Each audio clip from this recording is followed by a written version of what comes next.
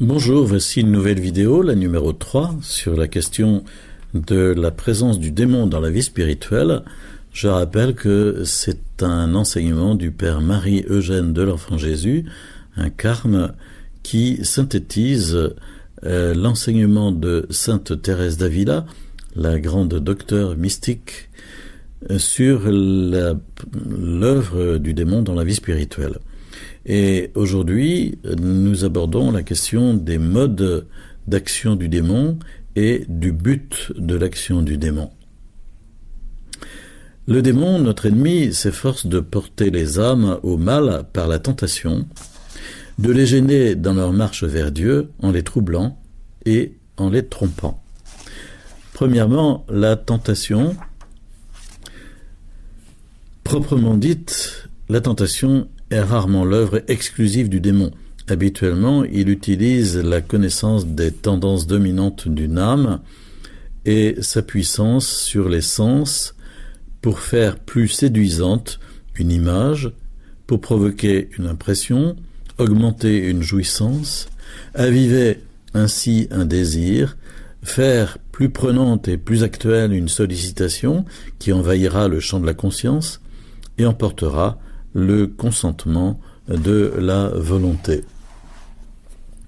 La Bible nous décrit la tentation de nos premiers parents au paradis terrestre. Le serpent, le plus rusé des animaux, note l'auteur de la Genèse, mélange la vérité et le mensonge, aiguise l'appétit des sens, nourrit l'orgueil de l'esprit, réussit à créer une certaine évidence et obtient ainsi le consentement qui consomme le péché. Les yeux s'ouvrent ensuite, mais le péché est commis. Adam et Ève ont perdu les dons surnaturels de la grâce et les dons préternaturels d'intégrité. Sous des formes diverses, la tentation reste la même et le péché produit des effets semblables.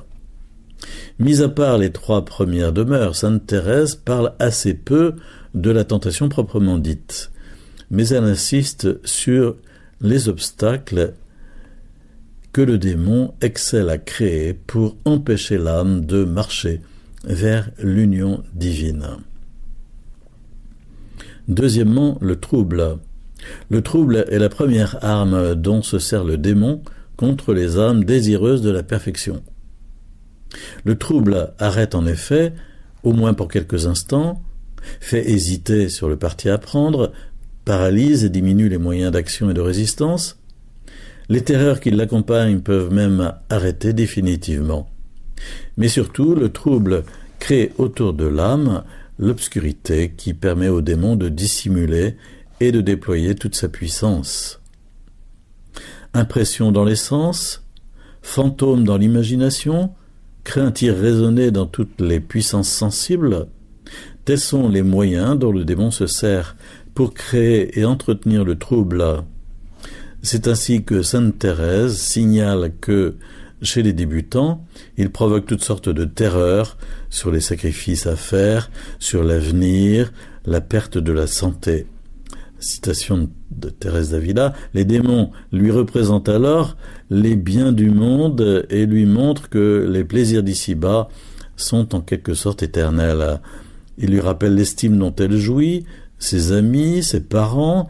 Il lui parle de sa santé qu'elle va compromettre par des pénitences.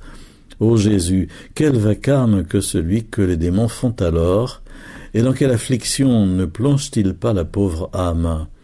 Elle ne sait pas si elle doit avancer ou retourner à la première demeure. Parfois, dit ailleurs sainte Thérèse d'Avila, le démon nous jette dans les plus vives inquiétudes en nous représentant la gravité de nos péchés. C'est là un des points sur lesquels il trouble les âmes de beaucoup de manières. Parfois aussi, quand les distractions et les troubles de l'entendement sont excessifs, c'est le démon qui en est l'auteur. L'expérience de sainte Thérèse d'Avila sur ce point est très étendue. Elle nous dit comment, à certains moments, le démon assaille. Le démon assaille, citation, tout à coup l'entendement de choses parfois frivoles. Il le trouble à son gré. L'âme n'est plus maîtresse d'elle-même, mais enchaînée. Elle ne peut plus penser qu'aux choses folles qui lui sont qu'il lui représente et qui sont pour ainsi dire inutiles. Parfois il m'a semblé que les démons s'amusaient à se renvoyer mon âme comme une balle sans qu'elle puisse s'échapper de leurs mains, écrit-elle. L'expérience de Saint Jean de la Croix vient confirmer celle de Sainte Thérèse. Dans La Nuit obscure, Saint Jean de la Croix décrit la tactique du démon pour produire le trouble. Citation: « Le démon, voyant qu'il ne peut s'opposer à ce qui se passe dans le fond de l'âme, il ne met rien pour agiter et troubler la partie sensitive qui est à sa portée. Il suscite en elle des souffrances, des fantômes terribles, des craintes pour inspirer de l'inquiétude et du trouble dans la partie supérieure et spirituelle, là où sont les biens qu'elle reçoit et dont elle jouit. Quand la communication n'est pas très infuse dans l'esprit et que les sens y participent, le démon arrive plus facilement à troubler l'esprit et à l'agiter de terreur par l'intermédiaire des sens. Dans La Vive Flamme, Saint Jean de la Croix résume et complète la description. Citation: « Parfois, quand une âme entre dans un profond recueillement surnaturel et que le démon ne réussit pas à la distraire, du moins il lui inspire des terreurs, des craintes, il l'accable de souffrances corporelles, il produit des bruits étranges, des clameurs effroyables à l'extérieur. Son but est de frapper les sens, de les arracher à son recueillement intérieur, jusqu'à ce que, voyant l'inutilité de ses efforts, il finisse par la laisser en repos. » On le voit, le bruit fait par le démon peut devenir extérieur. Une autre fois, écrit Thérèse d'Avila, me trouvant au cœur, je fus saisi d'un très grand transport de recueillement. Je sortis pour qu'on ne s'en aperçût pas. Mais on entendit frapper de grands coups dans la pièce voisine où je m'étais retiré. Pour moi, j'entendis parler près de moi comme si on s'était concerté pour un complot et ne saisit que des cris menaçants. J'étais tellement absorbé dans l'oraison que je ne pus rien comprendre. Aussi, je n'éprouvais aucune crainte.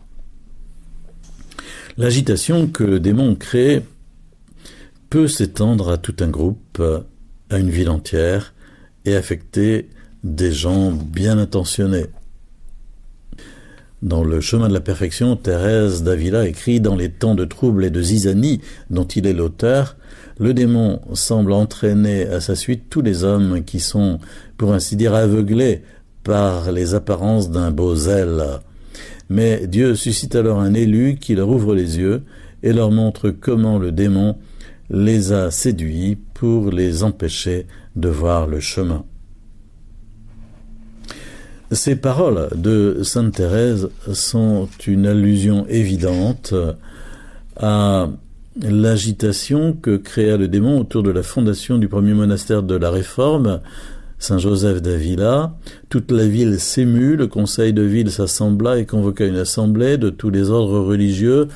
On ne parlait de rien moins que de détruire le monastère. La sainte elle-même avait subi un assaut du démon qui lui présentait toutes les difficultés à la fois, sans qu'il fût en son pouvoir de penser à autre chose, et lui fit passer une des plus terribles heures de sa vie. Le démon avait deviné l'importance de l'œuvre qui commençait, et son zèle destructeur nous paraît aujourd'hui bien justifié. Troisièmement, le démon menteur et père du mensonge. Le trouble est une préparation.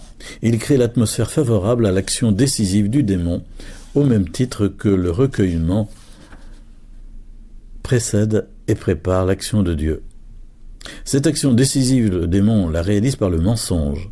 Reprenant la parole de Jésus, Sainte Thérèse l'appelle l'ami du mensonge et le mensonge même. Auprès des âmes soucieuses de perfection, il n'aura quelque chance de succès que s'il réussit à couvrir le mal des apparences du bien. La dissimulation, le mensonge sont des moyens dont il ne saurait se passer et constituent toute sa tactique de combat. Pour assurer à ces simulations toutes les chances de succès, il s'appuie sur les tendances de l'âme et sur ses désirs en donnant au mal les apparences du bien spirituel particulier convoité par l'âme. En effet, la tendance aveugle et la joie du désir satisfait semblent empêcher tout contrôle de la raison. C'est ainsi que le démon donne des consolations spirituelles qui nourriront la gourmandise spirituelle d'une âme, l'apportant à des excès dans les exercices de piété et les mortifications, ou du moins lui feront trouver si pénibles les sécheresses qui suivront qu'elle se découragera. Sainte Thérèse nous parle des fausses humilités suggérées par le démon qui paralyseront l'âme et l'éloigneront de la perfection. Contrefaire les grâces surnaturelles de Dieu est une œuvre plus difficile, à laquelle cependant le démon ne manque pas de s'employer. Il est peu de faveurs extraordinaires qui n'aient pas leur contrefaçon et dont en fait le démon ne s'efforce de reproduire les effets sensibles dès qu'il les a observés. Même si elle est promptement découverte, la supercherie laisse une impression de malaise chez celui qui en est la victime. Le démon ne manque pas d'ailleurs de l'orchestrer bruyamment pour la faire connaître, jeter ainsi un certain discrédit et répandre une sorte de terreur sur tous les phénomènes merveilleux de ce genre. Si la contrefaçon n'est point découverte, elle peut entraîner l'âme en des erreurs d'une importance pratique considérable pour elle et pour son entourage.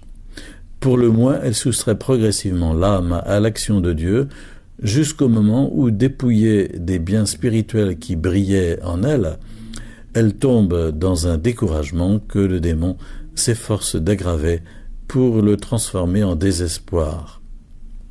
Saint Jean de la Croix signale dans La vive flamme comment le démon se poste avec toute sa perfidie sur le passage qui va du sens à l'esprit. Il trompe l'âme contemplative en l'attirant par le sens même. Il lui représente des choses sensibles pour qu'elle s'y arrête et ne lui échappe pas. En ces mêmes régions, le démon profite des lumières et des ardeurs reçues dans la contemplation pour retirer l'âme des régions obscures où elle s'unit à Dieu et l'attirer vers l'activité des facultés réconfortées par un tel secours surnaturel. D'une façon générale d'ailleurs, le démon est plus particulièrement actif dans les périodes de transition qui, par l'obscurité douloureuse qui y règne et la nouveauté des phénomènes qui s'y produisent, lui offre des occasions plus nombreuses et des facilités plus grandes pour tendre ses pièges. En d'autres circonstances, il se dissimule sous des causes naturelles à l'action desquelles il substituera peu à peu la sienne propre, qui deviendra ainsi progressivement malfaisante. Pour l'instant, nous n'avons pas à préciser ces pièges et contrefaçons démoniaques dont nous retrouvons le détail dans l'exposé des diverses demeures, mais cela nous suffit pour deviner combien ces tromperies démoniaques supposent chez leur auteur d'observation attentive et suivie, de pénétration psychologique, d'habileté pour reproduire, d'audace pour tenter. Le serpent était le plus rusé des êtres vivants, dit l'auteur inspiré, en parlant du serpent qui tenta Ève. Cette caractéristique lui reste, et c'est ce qui le rend redoutable pour nous, comme il le fut pour nos premiers parents. Dans une prochaine vidéo, nous regarderons les moyens de reconnaître l'action du démon. À bientôt.